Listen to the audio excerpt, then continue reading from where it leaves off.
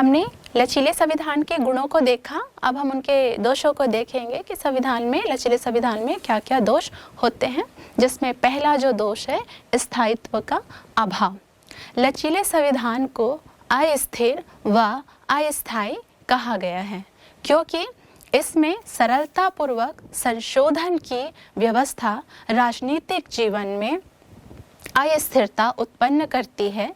ऐसे संविधान की उपमा उस नदी से दी जाती है जिसमें लगातार बाढ़ आते रहती है कि जब चाहे इसमें परिवर्तन करते हैं। ये इसका एक दोष है। जैसे कि हम देखेंगे चीन को उदाहरण के रूप में, तो चीन का जो संविधान है वो एक लचीला संविधान है और यहाँ का जो सर्वोच्च दल के नेता होते हैं या पार्टी होती है वो अपनी इच्छा के अनुसार इसमें परिवर्तन करते रहते हैं।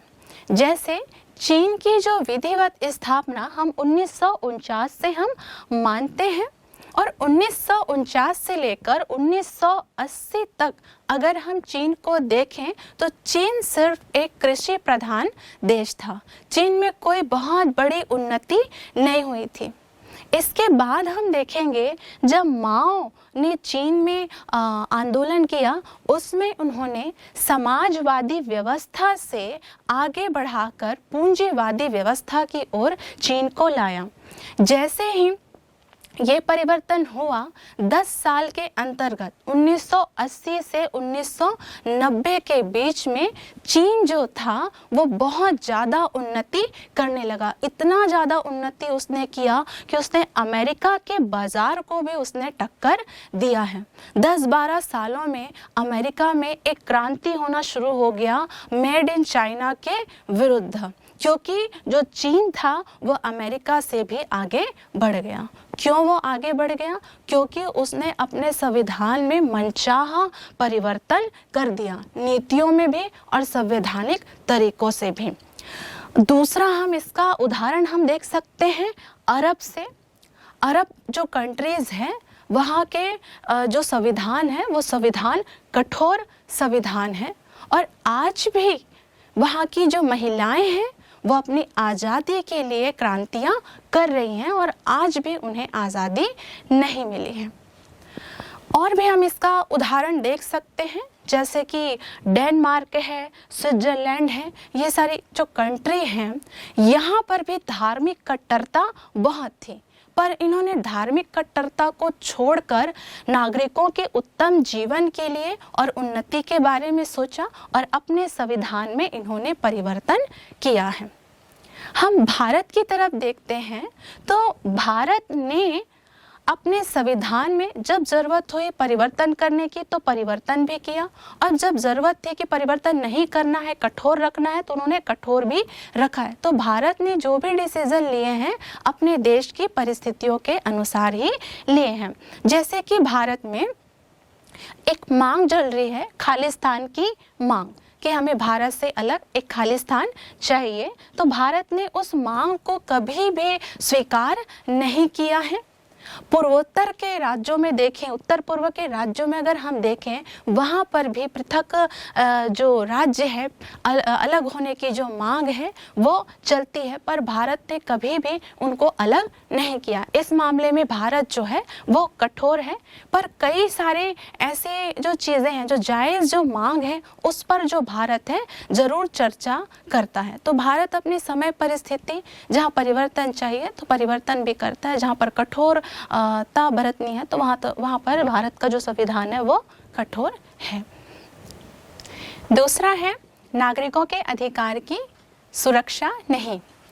परिवर्तनशील संविधान मुख्यतः अलिखित होने के कारण एवं सरलतापूर्वक संशोधन होने के कारण शासक वर्ग मनमाने तरीके से नागरिकों के अधिकारों के साथ खिलवाड़ कर सकते हैं, अतः जनता के अधिकार सुरक्षित नहीं है। नागरिकों के लिए जो अधिकार होते हैं वो बहुत महत्वपूर्ण होते हैं, जो उनको दिए भी जाने चाहिए। अधिकार देने से ज़्यादा ये भी इम्पोर्टेंट है कि उन अधिकारों की सुरक्षा भी की जाए। जैसे कि भारत में छुआछूत बहुत होते थे, क्या महात्मा गांधी जी छुआछूत के विरोधी नहीं थे? वो विरोधी थे। पंडित सुंदरलाल शर्मा को देखिएगा, उन्होंने भी छुआछूत का विरोध किया, पर फिर भी भारत में ये जो छुआछूत है वो कभी गया नहीं, कभी समाप्त नहीं हुआ। जब इसे संविधान में लिखा गया, अनुच्छेद 17 में अस्पृश्यता विरोध, तब जाके भारत में ये छुआछूत जो है वो समाप्त हुआ।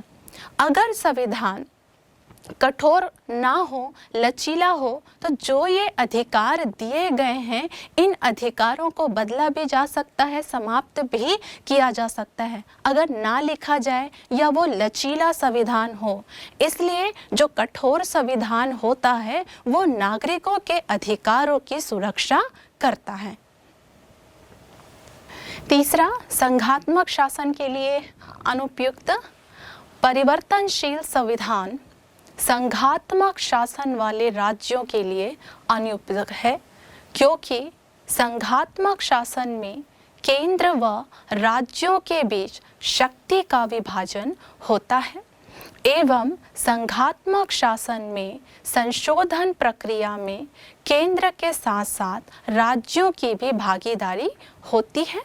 इसके विपरीत जो लचीला संविधान में केवल केंद्रीय सरकार व्यवस्थापिका ही मनचाहा संशोधन करके राज्यों के अस्तित्व के लिए खतरा पैदा कर सकते हैं। परिणाम स्वरूप शीघ्र परिवर्तन के कारण दोनों सरकारों के मध्य संघर्ष और गतिरोध उत्पन्न होगा। अतः संघात्मक राज्य में लचीले संविधान को अपनाया ही नहीं जा सकता। देखिए यहाँ पर जो हमें संघात्मक शासन की आवश्यकता क्यों होती है और कहाँ पर होती है? जहाँ का क्षेत्रफल बहुत बड़ा हो, जहाँ की जनसंख्या बहुत बड़ी हो, वहाँ पर संघात्मक शासन जरूरी है। संघात्मक शासन हमने अपनाया है तो जाहिर सी बात है कि राज्यों को भी कानून निर्माण करने की शक्ति दी जाएगी। जब राज्यों के पास भी कानून निर्माण की शक्ति है, उनके पास भी विषय हैं, तो उनका स्पष्ट उल्लेख करना भी ज़रूरी है। अगर उसमें स्पष्ट उल्लेख ना किया जाए और संविधान को कठोर ना बनाया जाए तो केंद्र और राज्य में विवाद हो सकते हैं और होते भी हैं। जैसे कि भारत में हमने संघात्मक शासन को के विषय को 3 भागों में बांटा है: केंद्र सूची, राज्य सूची और समवर्ती सूची। ये सूचियां हैं जो केंद्र और राज्य में विषयों को विभाजित करती हैं। 213 विषय हैं जो केंद्र और राज्य में विभाजित हैं। यदि इसका स्पष्ट उल्लेख ना किया जाए, लिखा ना जाए, कठोर संविधान ना हो, तो यहाँ पर दोनों में विवाद हो सकते हैं। और हर चीज़ के लिए, हर बातों के लिए हम न्यायपालिका के ऊपर डिपेंड नहीं रह सकते हैं, क्योंकि न्यायपालिका का जो कार्य है वो कार्य है नागरिकों की समस्या का समाधान करना, ना कि राज्यों के विवादों को या राज्य व्यवस्था की समस्या को सॉल्व करना। तो न्यायपालिका का प्राथमिक कार्य और कर्तव्य है नागरिक समस्याओं को दूर करना।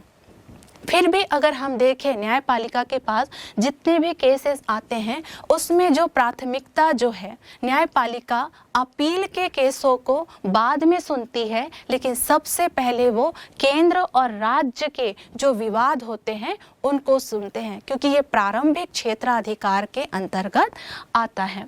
तो इससे हम ये समझते हैं कि जहाँ संघात्मक शासन है, शक्ति का विभाजन है, वहाँ पर केंद्र और राज्य में विवाद होंगे। यदि हम संविधान को लिखें और उसको कठोर बनाएं तो यहाँ पर जो विवाद है वो नहीं होंगे, या होंगे भी तो बहुत कम होंगे, और उसके लिए न्यायपालिका भी है। अगला है शासन के निरंकुश होने का भय। परिवर्तनशील संविधान में सत्ताधारी बहुमत में होने के कारण संकट काल में ही नहीं, शांति काल में भी संविधान का परिवर्तनशीलता का लाभ उठाकर उसमें अपनी इच्छा अनुसार परिवर्तन कर सकते हैं। इसके अलावा सत्ताधारी बहुमत में होने के कारण अपनी शक्तियों को मनमाने ढंग से बढ़ाकर निरंकुश शासन की आधारशिला रख सकते हैं। आइए हम देखते हैं इसमें एक उदाहरण। हम अर्थशास्त्र को तो जानते ही हैं। अर्थशास्त्र में कौटिल्य ने ये लिखा है कि कोई भी शासक अपनी इच्छा अनुसार या अपनी स्वेच्छा से शासन नहीं करेगा। शासक जब भी कोई निर्णय लेगा, जब भी कोई कार्य करेगा, तो मंत्री परिषद से परामर्श करके ही कोई कार्य करेगा। अर्थशास्त्र का अनुसरण जो है ब्रिटिश शासन ने भी किया था। जैसे भारत में गवर्नर जनरल का पद होता है। जैसे गवर्नर जनरल के लिए एक कार्यकारिणी परिषद होती थी और कार्यकारिणी परिषद के परामर्श से गवर्नर जनरल को कार्य करना होता था। प्रारंभ में ये जो परामर्श को मानना बाध्यकारी नहीं था, पर बाद में गवर्नर जनरल के लिए इन परामर्शों को मानना बाध्य हो गया। उसी प्रकार से स्टेट गवर्नर थे, वो भी मंत्री परिषद के परामर्श पर उनको कार्य करना होता है।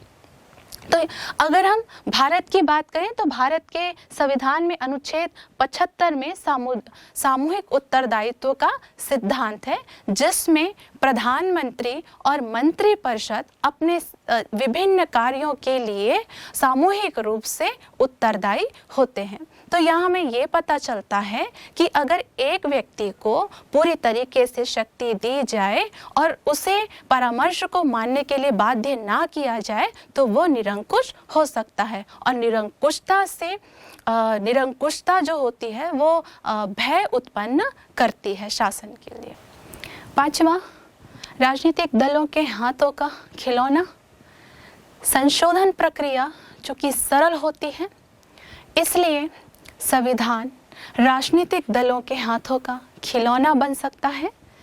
जिस किसी दल का संसद में बहुमत होता है वह संविधान में जैसा चाहे वैसा संशोधन कर सकते हैं तथा बहुसंख्यक जनता के हितों की उपेक्षा कर सकते हैं। जैसे कि यूरोप के जितने भी देश थे और जितने देशों ने प्रथम विश्व युद्ध में भाग लिया था, वो सब राजनीतिक दलों के ही निर्णय के कारण हुआ था।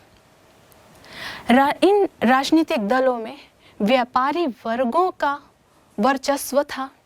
आधे से ज़्यादा जो लोग थे, नेता थे, वो महत्वाकांक्षी थे।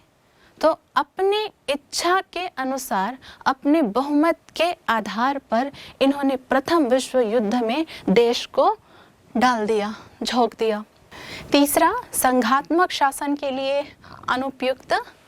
परिवर्तनशील संविधान संघात्मक शासन वाले राज्यों के लिए अनुपयुक्त है, क्योंकि संघात्मक शासन में केंद्र व राज्यों के बीच शक्ति का विभाजन होता है एवं संघात्मक शासन में संशोधन प्रक्रिया में केंद्र के साथ साथ राज्यों की भी भागीदारी होती है।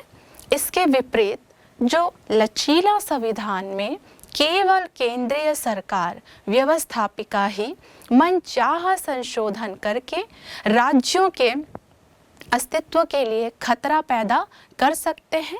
परिणाम स्वरूप शीघ्र परिवर्तन के कारण दोनों सरकारों के मध्य संघर्ष और गतिरोध उत्पन्न होगा। अतः संघात्मक राज्य में लचीले संविधान को अपनाया ही नहीं जा सकता। देखिए यहाँ पर जो हमें संघात्मक शासन की आवश्यकता क्यों होती है और कहाँ पर होती है। जहाँ का क्षेत्रफल बहुत बड़ा हो, जहाँ की जनसंख्या बहुत बड़ी हो, वहाँ पर संघात्मक शासन ज़रूरी है। संघात्मक शासन हमने अपनाया है तो जाहिर सी बात है कि राज्यों को भी कानून निर्माण करने की शक्ति दी जाएगी। जब राज्यों के पास भी कानून निर्माण की शक्ति है, उनके पास भी विषय हैं, तो उनका स्पष्ट उल्लेख करना भी ज़रूरी है। अगर उसमें स्पष्ट उल्लेख ना किया जाए और संविधान को कठोर ना बनाया जाए तो केंद्र और राज्य में विवाद हो सकते हैं और होते भी हैं। जैसे कि भारत में हमने संघात्मक शासन के विषय को 3 भागों में बांटा है, केंद्र सूची, राज्य सूची और समवर्ती सूची। ये सूचियां हैं जो केंद्र और राज्य में विषयों को विभाजित करती हैं। 213 विषय हैं जो केंद्र और राज्य में विभाजित हैं। यदि इसका स्पष्ट उल्लेख ना किया जाए, लिखा ना जाए, कठोर संविधान ना हो, तो यहाँ पर दोनों में विवाद हो सकते हैं। और हर चीज़ के लिए, हर बातों के लिए हम न्यायपालिका के ऊपर डिपेंड नहीं रह सकते हैं, क्योंकि न्यायपालिका का जो कार्य है वो कार्य है नागरिकों की समस्या का समाधान करना, ना कि राज्यों के विवादों को या राज्य व्यवस्था की समस्या को सॉल्व करना। तो न्यायपालिका का प्राथमिक कार्य और कर्तव्य है नागरिक समस्याओं को दूर करना। फिर भी अगर हम देखें न्यायपालिका के पास जितने भी केसेस आते हैं उसमें जो प्राथमिकता जो है, न्यायपालिका अपील के केसों को बाद में सुनती है, लेकिन सबसे पहले वो केंद्र और राज्य के जो विवाद होते हैं उनको सुनते हैं, क्योंकि ये प्रारंभिक क्षेत्राधिकार के अंतर्गत आता है। तो इससे हम ये समझते हैं कि जहाँ संघात्मक शासन है, शक्ति का विभाजन है, वहाँ पर केंद्र और राज्य में विवाद होंगे। यदि हम संविधान को लिखें और उसको कठोर बनाएं तो यहाँ पर जो विवाद है वो नहीं होंगे, या होंगे भी तो बहुत कम होंगे, और उसके लिए न्यायपालिका भी है। अगला है शासन के निरंकुश होने का भय। परिवर्तनशील संविधान में सत्ताधारी बहुमत में होने के कारण संकट काल में ही नहीं, शांति काल में भी संविधान का परिवर्तनशीलता का लाभ उठाकर उसमें अपनी इच्छा अनुसार परिवर्तन कर सकते हैं। इसके अलावा सत्ताधारी बहुमत में होने के कारण अपनी शक्तियों को मनमाने ढंग से बढ़ाकर निरंकुश शासन की आधारशिला रख सकते हैं। आइए हम देखते हैं इसमें एक उदाहरण। हम अर्थशास्त्र को तो जानते ही हैं। अर्थशास्त्र में कौटिल्य ने ये लिखा है कि कोई भी शासक अपनी इच्छा अनुसार या अपनी स्वेच्छा से शासन नहीं करेगा। शासक जब भी कोई निर्णय लेगा, जब भी कोई कार्य करेगा, तो मंत्री परिषद से परामर्श करके ही कोई कार्य करेगा। अर्थशास्त्र का अनुसरण जो है ब्रिटिश शासन ने भी किया था। जैसे भारत में गवर्नर जनरल का पद होता है, जैसे गवर्नर जनरल के लिए एक कार्यकारिणी परिषद होती थी और कार्यकारिणी परिषद के परामर्श से गवर्नर जनरल को कार्य करना होता था। प्रारंभ में ये जो परामर्श को मानना बाध्यकारी नहीं था, पर बाद में गवर्नर जनरल के लिए इन परामर्शों को मानना बाध्य हो गया। उसी प्रकार से स्टेट गवर्नर थे, वो भी मंत्री परिषद के परामर्श पर उनको कार्य करना होता है। तो अगर हम भारत की बात करें तो भारत के संविधान में अनुच्छेद 75 में सामूहिक उत्तरदायित्व का सिद्धांत है, जिसमें प्रधानमंत्री और मंत्री परिषद अपने विभिन्न कार्यों के लिए सामूहिक रूप से उत्तरदायी होते हैं। तो यहाँ हमें ये पता चलता है कि अगर एक व्यक्ति को पूरी तरीके से शक्ति दी जाए और उसे परामर्श को मानने के लिए बाध्य ना किया जाए तो वो निरंकुश हो सकता है। और निरंकुशता जो होती है वो भय उत्पन्न करती है शासन के लिए। 5वां, राजनीतिक दलों के हाथों का खिलौना। संशोधन प्रक्रिया जो कि सरल होती है, इसलिए संविधान राजनीतिक दलों के हाथों का खिलौना बन सकता है। जिस किसी दल का संसद में बहुमत होता है वह संविधान में जैसा चाहे वैसा संशोधन कर सकते हैं तथा बहुसंख्यक जनता के हितों की उपेक्षा कर सकते हैं। जैसे कि यूरोप के जितने भी देश थे और जितने देशों ने प्रथम विश्व युद्ध में भाग लिया था, वो सब राजनीतिक दलों के ही निर्णय के कारण हुआ था। इन राजनीतिक दलों में व्यापारी वर्गों का वर्चस्व था। आधे से ज़्यादा जो लोग थे, नेता थे, वो महत्वाकांक्षी थे। तो अपनी इच्छा के अनुसार, अपने बहुमत के आधार पर इन्होंने प्रथम विश्व युद्ध में देश को डाल दिया, झोंक दिया। द्वितीय विश्व युद्ध के पहले दुनिया में जितने भी देश थे, अधिकांशतः किसी भी देश में उतना लिखित कोई संविधान हुआ नहीं करता था। अमेरिका जहाँ लिखित संविधान था, तो उन्होंने अपने संविधान को ताक में रखकर वो युद्ध में भाग लिया था। अमेरिका के संविधान में कहीं पर नहीं लिखा है कि विश्व में वर्चस्व के लिए अमेरिका को युद्ध में झोंक दो, पर अमेरिका ने ऐसा किया। उसी प्रकार से अगर देखो तो जर्मनी में हिटलर, इटली में मुसोलिनी, या फिर आप स्टालिन को ही देख लीजिए। अगर एक प्रकार से देखें तो इन्होंने संविधान को अपने जेब में रखकर इन्होंने युद्ध किया था। और अगर हम देखें, फ्रांस युद्ध में इतना ज़्यादा कंगाल हो चुका था, बहुत ज़्यादा बर्बाद हो चुका था। ये उनके संविधान में कहीं नहीं लिखा था कि पूरा बर्बाद हो जाओ और युद्ध में चले जाओ, ऐसा उनके संविधान में नहीं लिखा था। तो जितने राजनीतिक दल थे, जितने नेता थे महत्वाकांक्षी, उन्होंने अपनी महत्वाकांक्षा के लिए, अपनी इच्छा के लिए देश को युद्ध में झोंक दिया था। और इन्होंने कोई जनता की समस्या की और किसी भी प्रकार का कोई ध्यान नहीं दिया है। इसलिए द्वितीय विश्व युद्ध के बाद जितने भी संविधान बनाए गए, लगभग वो लिखित संविधान थे, कठोर भी संविधान थे, क्योंकि जनता को डर था कि अगर संविधान लिखा ना जाए और उसको कठोर ना किया जाए तो ये राजनीतिक दलों के हाथों का खिलौना बन जाएगा। छठवां, लोकतंत्र शासन के अंत का खतरा। परिवर्तनशील संविधान उन देशों के लिए अनुपयुक्त है जहां की जनता अशिक्षित व राजनीतिक चेतना से रहित है। ऐसे देश में कोई भ्रष्ट राजनीतिक दल जनता के अधिकारों व स्वतंत्रता के साथ खिलवाड़ करके प्रजातंत्र शासन को ही समाप्त कर सकता है। जैसे हम पश्चिम एशिया में देखें या मध्य पूर्व में हम देखते हैं या अरब देशों की तरफ हम देखते हैं, और हम देख सकते हैं जैसे लीबिया है, सीरिया है, इराक है। इन देशों में अगर हम देखें तो यहाँ लोकतंत्र के लिए बड़ा खतरा है। लोकतंत्र यहाँ नाम मात्र का यहाँ पर लोकतंत्र है। यहाँ तानाशाह हमें देखने को ज़्यादा मिलता है। 1970 से लेकर 1975 के बीच अगर हम देखें तो यहाँ की जो राजनीतिक व्यवस्था है वो उठापटक की व्यवस्था है। जब भी सेना को मौका मिलता है वो शासन की सत्ता हथिया लेते हैं।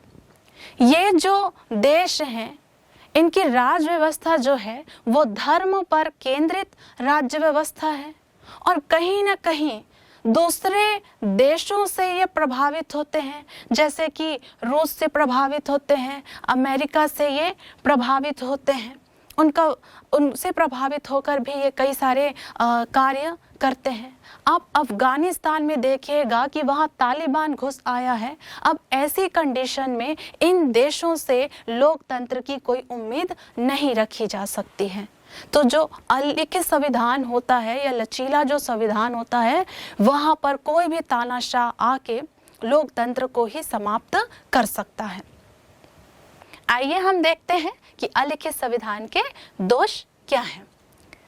अलिखित संविधान का जो पहला जो दोष है वो है अस्पष्ट और अनिश्चित। इसकी अधिकांश बातें लिखित ना होने के कारण यह अस्पष्ट और अनिश्चित होती है। संविधान की व्याख्या में कठिनाइयों के साथ साथ उसके किसी धारा के संबंध में भी विवाद हो सकता है। संविधान को निश्चित करने व स्पष्ट करने के लिए बार बार परिवर्तन की आवश्यकता पड़ती है। यहाँ पर हम देखेंगे कि जो ब्रिटेन है और जो न्यूजीलैंड है, यहाँ पर अलिखित संविधान है और यह संविधान सक्सेसफुल है। क्यों है? क्योंकि ये जो देश हैं इनका क्षेत्रफल भी छोटा है, इनकी जनसंख्या भी बहुत कम है और इनके इतिहास को देखें तो इनके इतिहास में भी हमें एकरूपता देखने को मिलती है। लेकिन क्या संघात्मक राज्यों में, जहाँ पर जनसंख्या भी बहुत है और क्षेत्रफल भी बहुत है, वहाँ पर एक जगह या केंद्र सरकार के पास ही शक्ति नहीं दी जा सकती है, राज्यों को भी शक्ति देना जरूरी है। तो यहाँ पर शक्ति का जो विभाजन है वो हमें देखने को मिलता है, और शक्ति का विभाजन है तो जाहिर सी बात है कि उसका स्पष्ट उल्लेख करना भी जरूरी है। आइए हम एक उदाहरण देखते हैं अमेरिका का। अमेरिका का देखें तो अमेरिका में औपनिवेशिक शासन था ब्रिटेन का, और सारी जो शक्तियां थी वो ब्रिटेन के पास होती थी। मध्यवर्ती सरकार के पास कोई शक्ति नहीं है, निचली सरकार के पास कोई शक्तियां नहीं है। तो ऐसे में जब अमेरिका का संविधान बनाया गया तो वहाँ पर स्पष्ट उल्लेख किया गया कि जो मध्यवर्ती जो सरकार है उनके पास शक्तियाँ होंगी और राज्य चाहे तो वो संघ से अलग हो सकता है। तो स्पष्ट उल्लेख करना यहाँ पर ज़रूरी था। अगर स्पष्ट उल्लेख नहीं होता तो यहाँ पर भी विवाद की स्थिति देखने को मिलती। लिखा हुआ है फिर भी विवाद होते हैं, अगर ना लिखा हो तो कितना विवाद यहाँ पर होगा। दूसरा हम इसका उदाहरण देख सकते हैं आपातकालीन उपबंध को लेकर। इसमें हम देखेंगे मिडिल ईस्ट को देख सकते हैं और पाकिस्तान को देख सकते हैं। जब भी यहाँ आपात की जब स्थिति आती है तो ये जो देश हैं उस स्थिति से जल्दी उबर नहीं पाते हैं। 5 से 6 साल जो है इनको लग जाते हैं उस कंडीशन से उभरने के लिए, और इनका जो देश जो है इस आपात स्थिति के कारण 20 से 25 वर्ष तक ये पीछे चला जा सकता है। और इसका हम एक और उदाहरण देख सकते हैं भारत का। भारत में जैसे शिक्षा का अधिकार रखा गया है अनुच्छेद 21A में, इसमें ये प्रावधान है कि जो गरीब बच्चे हैं उनको निःशुल्क शिक्षा दी जाएगी, जिसमें हम ये भी देखते हैं कि जो प्राइवेट जो स्कूल है एक निश्चित मात्रा में गरीब जो बच्चे हैं उनको निःशुल्क शिक्षा देंगे, जिसके लिए वो बाध्य नहीं है। यदि हम इसको भारत की संस्कृति पर, प्रथा और परंपराओं के ऊपर अगर हम छोड़ दें तो ये जो शिक्षा का जो अधिकार है ये प्राप्त होने में 50 वर्ष या उससे भी अधिक वर्ष यहाँ पर लग जाएगा। तो हम इतना समय हम वेट करें कि प्रथा और परंपरा के आधार पर नहीं, इसलिए संविधान को लिखना ज़्यादा महत्वपूर्ण है। लिखने से स्पष्टता आती है और निश्चितता आती है, इसलिए लिखित संविधान होना ज़रूरी है। दूसरा है अस्थिर व लचीलापन। अलिखित संविधान परिवर्तनशील या लचीला होता है।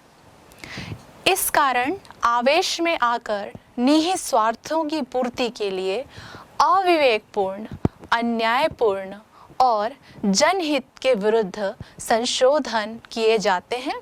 अतः अलिखित संविधान उक्त कारणों से अस्थायी और कमजोर होता है। इसका जो उदाहरण है वो है रूस और चीन। यहाँ का जो संविधान है लिखित तो है पर वो लचीला भी बहुत ज़्यादा है। तो रूस के और चीन के जो राष्ट्रपति हैं उन्होंने अपने पद को आजीवन, कहने का तात्पर्य ये है कि उन्होंने अपने पद को मन चाहे समय के लिए स्थिर कर दिया है, अपने पद को उन्होंने सुरक्षित कर दिया है। आज दुनिया के सामने एक बहुत बड़ी बातें हैं कि निजता का जो अधिकार है उस पर विश्व चर्चा कर रहा है, उसकी ओर आगे बढ़ रहा है। संयुक्त राष्ट्र संघ ने अपनी घोषणा पत्र में कहा कि निजता का अधिकार होना चाहिए और भारत में भी इसकी चर्चा चल रही है। पर ऐसा देश चीन और रूस जहाँ के राष्ट्रपति ने अपने पद को सुरक्षित रख लिया है, यहाँ पर अगर राष्ट्र की सुरक्षा को लेकर अगर ये प्रश्न उठे कि राष्ट्र की सुरक्षा सर्वोपरि है और इसके लिए सारे जो नागरिक हैं उनके फ़ोन को टैप किया जाएगा, तो ये आसानी से इस नीति को क्रियान्वित कर सकते हैं। तो हम देखेंगे कि लचीला जो संविधान होता है, अलिखित संविधान होता है, तो स्वार्थ में आकर उसमें कई सारे जनता के जो हितकर भी नहीं होते हैं ऐसे कार्यों को भी किया जा सकता है। तीसरा है नागरिक अधिकारों की रक्षा में असमर्थ। जिस देश में संविधान अलिखित होता है उस देश की व्यवस्थापिका अपनी इच्छा अनुसार संविधान में संशोधन कर नागरिकों के अधिकार को समाप्त कर सकती है और अलिखित संविधान में नागरिकों के अधिकार की सुरक्षा नहीं होती। अगर संविधान में लिख दिया जाए तो नागरिक के अधिकार वहाँ पर सुरक्षित होते हैं। जैसे हम उदाहरण हम देखते हैं कि ब्रिटेन को हम उदाहरण में देखते हैं। ब्रिटेन में जो स्वतंत्रता है वो नकारात्मक स्वतंत्रता है। नकारात्मक स्वतंत्रता से तात्पर्य है व्यक्ति जो कार्य करना चाहे वो उस कार्य को कर सकता है। यदि वो किसी का मर्डर करना चाहे तो वो मर्डर भी कर सकता है। यहाँ पर अगर संसद को लगता है कि ये अधिकार इनके पास नहीं होने चाहिए या न्यायपालिका को ऐसा लगता है कि ये अधिकार इनके पास नहीं होने चाहिए, तो जब तक संसद या न्यायपालिका उस अधिकार को खारिज ना कर दे तब तक वो व्यक्ति उस कार्य को कर सकता है। पर भारत है और अमेरिका है, यहाँ पर जो स्वतंत्रता है वो सकारात्मक स्वतंत्रता है। यहाँ पर व्यक्ति अपने अधिकारों का प्रयोग जो है वो कर सकता है, पर व्यक्ति के अधिकार से दूसरे व्यक्ति के जीवन में कोई कष्ट नहीं आने चाहिए। तो अगर हम बात करें फिर से ब्रिटेन की, तो ब्रिटेन में वहाँ के नागरिकों को, जबकि वहाँ प्रजातंत्र 1688 से 1689 में स्टार्ट हुआ है, फिर भी वहाँ के लोगों को महिला मताधिकार के लिए लड़ना पड़ा। क्यों लड़ना पड़ा? क्योंकि वहाँ पर संविधान जो है अलिखित है और परिवर्तनशील है। यहाँ पर नागरिकों के अधिकारों की रक्षा की कोई गारंटी नहीं है। पर भारत में देखिएगा, भारत में जो वर्ण व्यवस्था थी उसको समाप्त करने के लिए अनुच्छेद 15(2) बनाया गया है, जिसमें हम देखते हैं कि कोई भी व्यक्ति भारत में किसी भी कुआं है, तालाब है, घाट है, मार्ग है, इसका उपयोग वो कर सकता है। ऐसा क्यों? क्योंकि संविधान में लिखा है और अधिकार दिया गया है। तो लिखित होते हैं अधिकार संविधान में, इससे नागरिकों की अधिकारों की सुरक्षा होती है। संघात्मक राज्यों का हम एक उदाहरण हम देखते हैं। जब ब्रिटेन ने उपनिवेश बनाना आरंभ किया तब उन्होंने देखा और ये महसूस किया कि हमारा जो ब्रिटेन है ये तो छोटा सा है और यहाँ पर हम एकात्मक व्यवस्था के अनुसार हम शासन करते हैं, पर जो हमारा उपनिवेश है ये बहुत बड़ा है, हमसे 10-12 गुना बड़ा है, तो हम यहाँ पर शासन कैसे करें। शुरुआत में तो उन्होंने एकात्मक शासन ही किया, पर उनको एहसास हो गया कि हम एकात्मक शासन नहीं कर पाएंगे, यहाँ हमें राज्यों को शक्ति देना ज़रूरी है। फिर उन्होंने संघात्मक व्यवस्था के द्वारा शासन करना शुरू किया। संघात्मक व्यवस्था में राज्यों को शक्ति देनी शुरू करी। ब्रिटिश जो हैं महत्वपूर्ण जो विषय हैं जैसे कि प्रतिरक्षा है, विदेश है, संचार है, इन महत्वपूर्ण विषयों को अपने पास रखते थे और बाकी सारे जो विषय होते थे उसके लिए राज्यों को शक्ति दी होगी। तो ये संघात्मक व्यवस्था के लिए जो लिखित संविधान और शक्ति का विभाजन ज़रूरी होता है। और यहाँ पर ये भी देखिएगा क्योंकि शक्तियाँ बटी हुई हैं तो जाहिर सी बात है कि विवाद होंगे ही होंगे, इसलिए लिखित संविधान होना चाहिए। और भारत जो है और अमेरिका है, यहाँ लिखित संविधान है फिर भी यहाँ विवाद देखने को मिलता है। तो इसी से ये पता चलता है कि अलिखित में कितना विवाद यहाँ पर होगा। ज़रूरी नहीं है कि बड़ा क्षेत्रफल हो, बड़ी जनसंख्या हो तो ही संघात्मक व्यवस्था होगी। स्विट्ज़रलैंड जो है एक छोटा सा देश है और वहाँ पर भी संघात्मक व्यवस्था है। क्यों है? क्योंकि स्विट्ज़रलैंड में फ्रेंच भी हैं, स्वीडिश भी हैं और जर्मन भी हैं, इतने सारे लोग वहाँ पर रहते हैं। तो इस विविधता की वजह से भी वहाँ संघात्मक शासन प्रणाली को अपनाई गई है। पांचवा, राजनीतिक दलों के हाथों का खिलौना। अलिखित संविधान में साधारण बहुमत से आसानी से ही संविधान संशोधन हो जाते हैं। सदैव यह खतरा बना रहता है कि जो भी सत्ता में आता है वह अपने हित के लिए अपनी इच्छानुसार संविधान में परिवर्तन कर लेता है। इस प्रकार अलिखित संविधान सत्तारूढ़ दल, बहुमत या उनके नेताओं के हाथों का खिलौना बनकर रह जाता है। हम देखें अलिखित संविधान को तो अलिखित संविधान बहुत कम देशों में है, 3-4 ही देशों में होगा और वहाँ बहुत अच्छी व्यवस्था चल रही है, राजनीतिक दलों के हाथों का खिलौना बना नहीं है। तो हम थोड़ा पीछे जाकर देखते हैं अन्य देशों को। तो हम प्रथम विश्व युद्ध की बात करें और जर्मनी को देखें तो प्रथम विश्व युद्ध में जर्मनी को युद्ध में धकेलने वाला और बर्बाद करने के पीछे राजनीतिक दलों का ही हाथ था। तो प्रथम विश्व युद्ध और हिटलर के पहले अगर हम जर्मनी को देखें तो जर्मनी में बहुदलीय प्रथा थी, बहुदलीय व्यवस्था थी। और इस बहुदलीय व्यवस्था में जो व्यापारी थे, व्यापारियों का बहुत ज़्यादा इसमें प्रभाव था। व्यापारी धन कमाने के लिए, लाभ कमाने के लिए उन्होंने जर्मनी की जो नीतियाँ थी, विधियाँ थी, उसमें मनमाना इन्होंने परिवर्तन किया और जर्मनी को बर्बाद कर दिया विश्व युद्ध में। इसके बाद हिटलर ने देखा कि जर्मनी बर्बाद हो रहा है तो हिटलर ने सत्ता संभाली और एक कठोर संविधान को बनाया। हालांकि वो जो संविधान था वो अत्याचारी संविधान भी था। तो जर्मनी को देखकर हम क्या सीख रहे हैं कि ये जो राजनीतिक जो दल हैं वो अपने स्वार्थ में, अपनी इच्छाओं के अनुसार मनमाना परिवर्तन यहाँ पर करते हैं, चूँकि संविधान कैसा है? अलिखित है। अब यहाँ पर हम भारत को देख सकते हैं।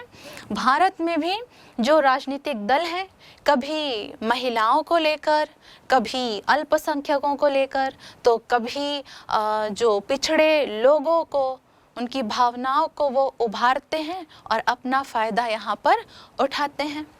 एक और एग्जाम्पल देखते हैं फ्रांस का। तो फ्रांस जो है द्वितीय विश्व युद्ध तक इन्हीं बहुदलीय व्यवस्था का वो शिकार रहा है। राजनीतिक दल मनमाने तरीके से फ्रांस को पूरा बर्बाद करके रख दिया हुआ था।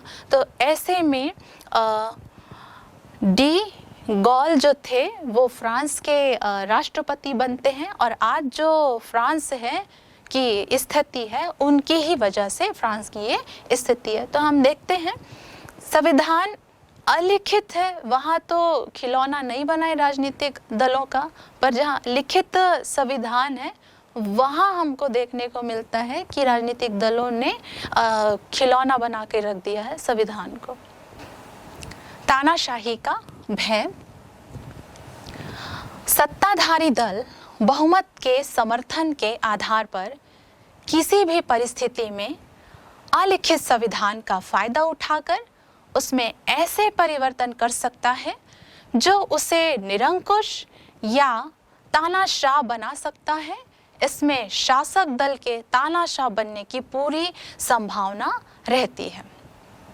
अब हम यहाँ पर देखते हैं, चाहे गद्दाफी हो, चाहे सद्दाम हुसैन हो, चाहे तालिबान हो या हिटलर हो, इन सभी नेताओं ने, इन तानाशाहों ने अपनी तानाशाही के आधार पर संविधान और नियमों को तोड़ मरोड़ कर इन्होंने शासन किया है।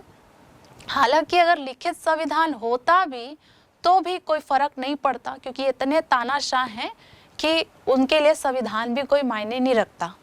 यहाँ पर अगर संविधान लिखित होता तो एक विकासशील राज व्यवस्था में जो नागरिक हैं या विरोधी दल है, तो कम से कम वो न्यायपालिका की दुहाई तो दे पाते, पर वो अलिखित संविधान होने की वजह से वो दुहाई भी नहीं दे पाएंगे।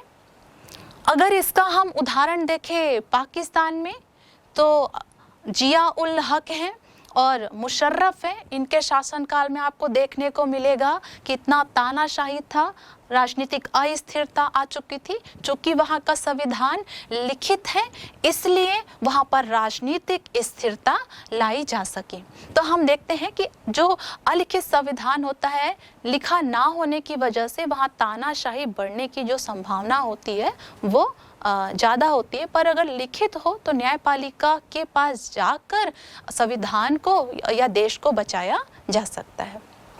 बी, अपरिवर्तनशील अथवा कठोर संविधान का अर्थ और इसकी परिभाषा देखेंगे।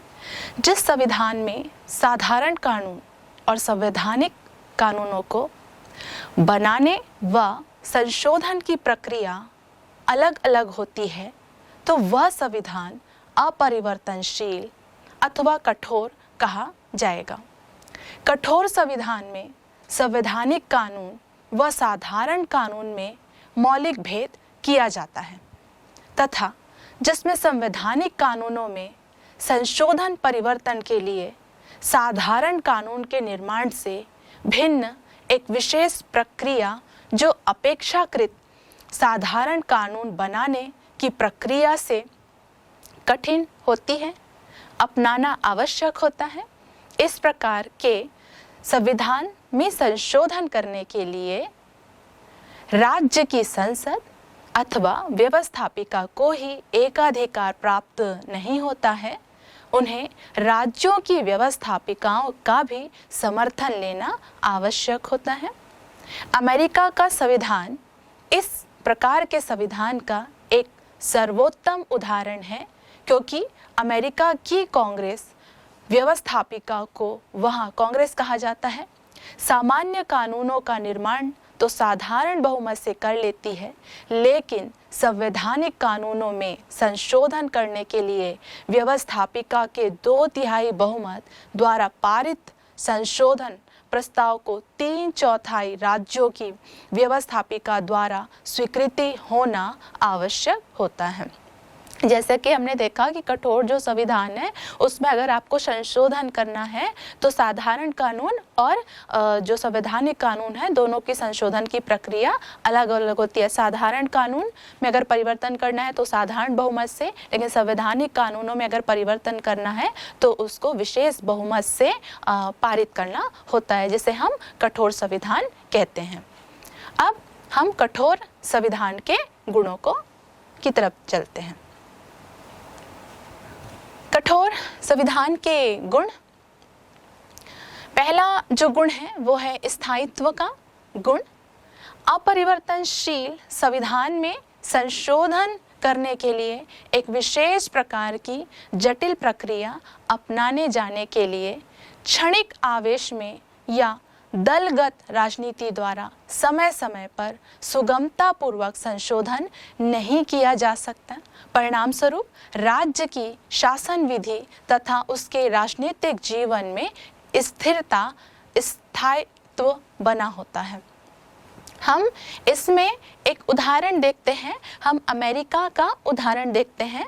अमेरिका के संविधान में केवल 7 अनुच्छेद हैं, 10 से 12 पन्नों में अमेरिका का संविधान है, और जब से अमेरिका स्वतंत्र हुआ है उसके बाद से केवल 27 संशोधन ही अमेरिका के संविधान में किए गए हैं, केवल 27 संशोधन। जबकि भारत जो है 1947 में आज़ाद हुआ है और 1950 में देश का संविधान लागू हुआ है, और भारत 100 से भी ज़्यादा संशोधन कर चुका है। पर आप अमेरिका को देखिएगा कि अमेरिका ने अब तक केवल 27 संशोधन ही किए हैं। ये इस बात को दिखाते हैं कि अमेरिका का जो संविधान है वो कठोर संविधान है। अमेरिका में रहने वाले जो लोग हैं वो ब्रिटिश मूल के लोग ही हैं, और अपने ही देश से वो युद्ध करके, संघर्ष करके अमेरिका की आज़ादी की लड़ाई उन्होंने लड़ी है। अमेरिका में जो शासन प्रणाली थी उसमें परिवर्तन आया है, इसलिए स्थायित्व के लिए उन्होंने अपने देश के संविधान को कठोर बनाया है। दूसरा हम उदाहरण देखते हैं दक्षिण अफ्रीका का। दक्षिण अफ्रीका में यदि संविधान में संशोधन करना है तो 3/4 बहुमत की आवश्यकता होती है। 3/4 बहुमत जो कि दुनिया के किसी भी संविधान में संशोधन के लिए नहीं अपनाए गए हैं, वो केवल दक्षिण अफ्रीका में ही अपनाए गए हैं। प्रश्न ये उठता है कि दक्षिण अफ्रीका में इतना कठोर क्यों रखा गया संविधान में संशोधन करने के लिए? वो इसलिए क्योंकि दक्षिण अफ्रीका में जो गोरे थे वो वहाँ पर शासन करते थे, उनका ही प्रभुत्व था, पहले भी था, आज भी कहीं ना कहीं गोरों का ही क्या था, वर्चस्व है वहाँ। तो उन्हें डर था कि जो काले जो मूल निवासी है वहाँ के, उनके अधिकारों का हनन ना हो जाए, उनसे संबंधित जो अधिकार है उसके हनन ना हो जाए, इसलिए उन्होंने कठोर संविधान रखा है। क्यों? क्योंकि वहाँ की भी राजनीतिक व्यवस्था परिवर्तनशील है और उनको भी स्थायित्व चाहिए था, इसलिए उन्होंने भी अपने संविधान को कठोर बनाया है। भारत देखते हैं अगला एग्जाम्पल।